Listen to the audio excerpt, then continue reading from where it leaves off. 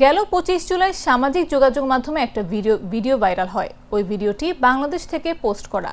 Viral ওই ভিডিওতে পশ্চিমবঙ্গের মালদহ জেলার কালিয়াচক 1 নম্বর ব্লকের আমির শেখ নামের এক যুবক দাবি করেন তিনি পরিযায়ী শ্রমিক, পশ্চিমবঙ্গের মালদহের বাসিন্দা। তাকে বিএসএফ বাংলাদেশে ঠেলে পাঠিয়ে দিয়েছে। ওই ভিডিও ক্লিপ দেখার পর আমির শেখের পরিবারের সদস্যরা প্রশাসনের সঙ্গে যোগাযোগ করেন। এরপর মালদহ দক্ষিণের সংসদ সদস্য ঈশা খান আমির শেখকে দেশে ফিরিয়ে আনতে তৎপর হন। তিনি প্রথমে বিএসএফ এর ডিরেক্টর জেনারেল দলজিৎ সিং চৌধুরীর সঙ্গে দেখা করে তাকে পুরো বিষয়টি জানান। আমিরকে যেন দ্রুত দেশে ফিরিয়ে আনা হয় সেজন্য বিএসএফ এর শীর্ষ কর্মকর্তাকে লিখিত আবেদনপত্র জমা দেন। এরপরই তৎপর হয়ে ওঠে বিএসএফ। অবশেষে 13 আগস্ট বাংলাদেশ থেকে ভারতে ফিরতে সক্ষম হন আমির শেখ।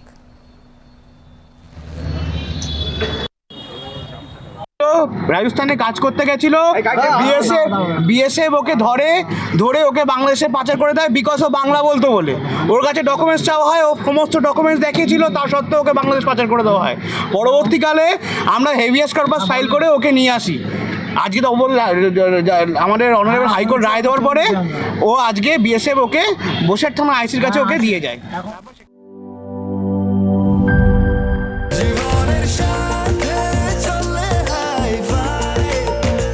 স্বাস্থ্যকর অল টাইম ফ্যামিলি কেক, সব সময় অল টাইম হেলদি লাইফ।